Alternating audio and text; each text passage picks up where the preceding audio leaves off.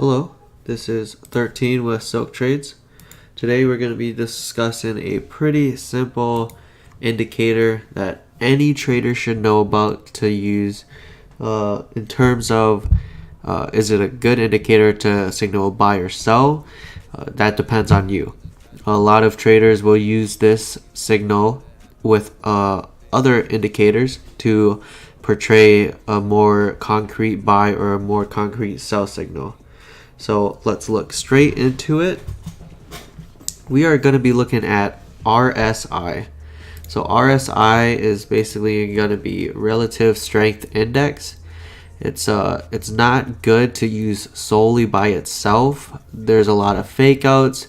Also, when a stock price breaks out, it may be a little bit of an extreme RSI value. So I wouldn't use it only as a buy or sell signal. You'd want to compare it also with like a MACD, the Ichimoku cloud, Bollinger Bands. I will get through all of those, but right now I really want to focus on that because just this indicator should help you save a couple dollars and make sure you invest at the lowest price possible. Make sure you're looking at this as an indicator at all times. It's used by a lot of traders, and it's definitely good if you're trying to get into a swing trade. If you can look at a daily chart, I can't think of a time that I used the RSI for a swing on a daily chart and it has not made me profitable. A good example right here is Verizon. The RSI was at 19. That was at its low of 43.97. Very oversold. You could have bought right here, had the RSI go over to overbought at a 77 territory, sell it right before this big sell-off. So that's what we're going to be looking at today. We'll just be going over a couple stocks just to get a hint of how to use it and primarily what it can mean. It doesn't necessarily give you a good buy or sell signal, but it does give you a good intraday scalp if you are trying to get into it. This is another thing I wanted to show when I was telling you about extreme RSI values. This is a key example of that right here. As you can see right here, it was pretty overbought at 76, and then this spike went down to 12 RSI. Obviously, if you bought right here, you would have made money right here. But this is an extreme value, and usually you don't want to just go off a signal like this, especially when it's at 5 in the morning, 6 in the morning. All right, let's get straight into it. So RSI is going to be a relative strength index. It's basically going to be used for trend lines as a trend line support or resistance. Often coincides with support or resistance levels in RSI readings. So that's why I said it's really important to use it with other trend lines or chart readings or indicators, because that's primarily what it's used for. It's not used as its own sole indicator. When using it, you want to be watching for divergence between price and the RSI indicator in another means of refining its application. So divergence occurs when a security makes a new high or a low in price, but the RSI does not make a corresponding new high or low value. Bearish divergence, when price makes a new high but the RSI does not, is taken as a sell signal. A bullish divergence, which is interpreted as a buy signal, occurs when price makes a new low but the RSI value does not. So an example of that would be like bearish divergence can unfold kind of like, let's say a stock price is $48 and the RSI makes a high reading of 65. So the RSI is at 65. After retracing slightly downward, the security subsequently makes a new high of 50, but the RSI only rises to 60.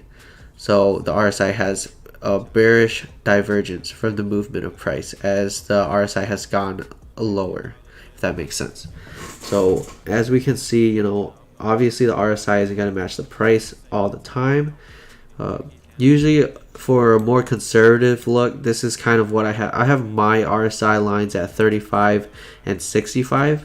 If you want to play it safe, I know a lot of people prefer the 2080 lines, but I feel like this is standard enough for me, especially for the chart readings I do. I usually hit the nail on the bottom most of the time when I trade in the stock group. A good example would be Amazon today.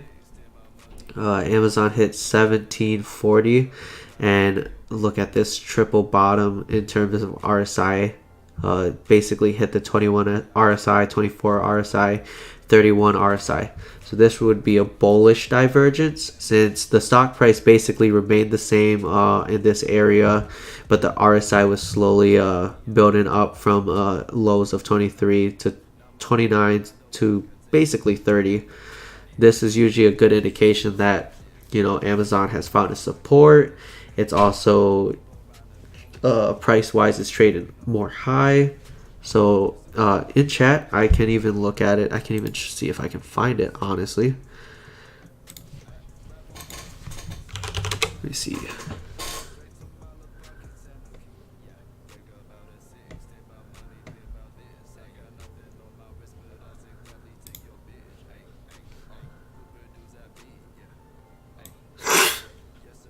So looking at it right here.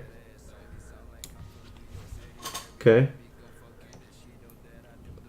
I said right here, I believe Amazon has a strong support at 1745. Getting into October 1800 calls for a scalp swing trade. 10:46 a.m. today. And then I alerted my scalp swing exit at 11:36. So let's look at how that looked. So 1046 is going to be basically at this price right here. We didn't get exact bottom because I was trading a different stock price, but right here we can see that this is basically going to be the support that I called out. As we can see, the 50 SMA line tanked right under. That was basically a death cross that we're looking at right here, but it stabilized and it stayed above the 50 SMA, which is what we want to see. As we see the price going back up, it's staying in the Bollinger Bands pretty nicely. It's not widening. It's kind of constricting right here, honestly. So this is why I made that call out, especially when you look at it. The RSI is going to be over in the 54 ranges off of a 30 to 28 oversold region. Amazon was definitely more volatile than usual, but I basically called the bottom right here because for the rest of the day it slowly uptrended where it would consolidate and attempt to break out, but then would be met with resistance right here. So that is why RSI is a pretty good indication, as well as looking at the 50 and 200 SMA lines. These are the indicators that I usually put together. So next video, I definitely will be going over the 200 SMA and the 50 SMA. But for now, definitely read up on the RSIs. If you have any questions on it, please do let me know. I wanted to show a good example of a false RSI. Let's see. I'm pretty sure Google's a pretty good one because fundamentally, they have been doing terrible.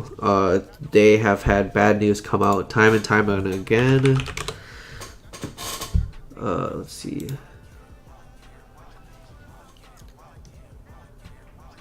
So if you haven't been keeping up with news on it, Google basically had to go to court. The CEO, I think, or the CFO, they did not even show up to court. They basically just skipped out on it.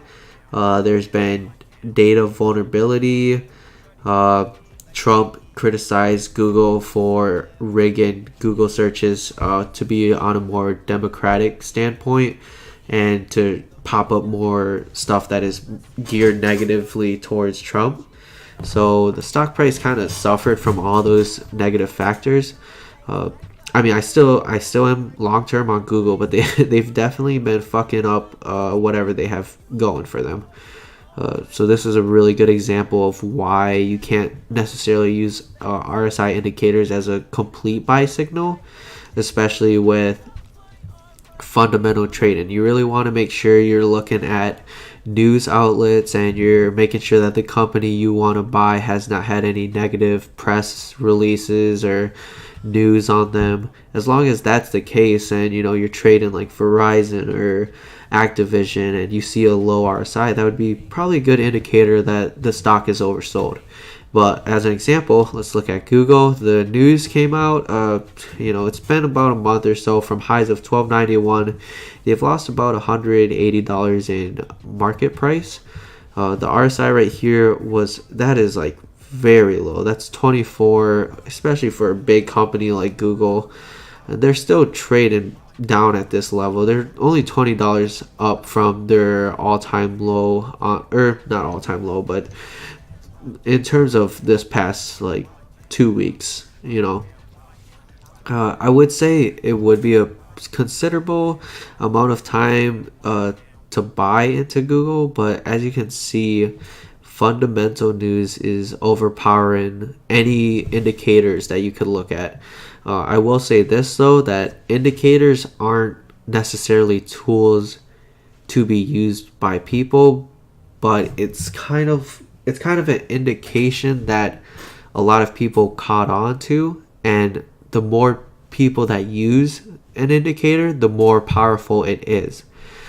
Let's say like RSI, right? Let's say no one used it. The price wouldn't really move that much because of it. But as we see in stock chart patterns as well as indicators, RSI is a really popular one. So when you see the RSI go down to 30, you'll usually see the stock price go up. That's not necessarily because the RSI is 30. It's because a lot of people use that indicator.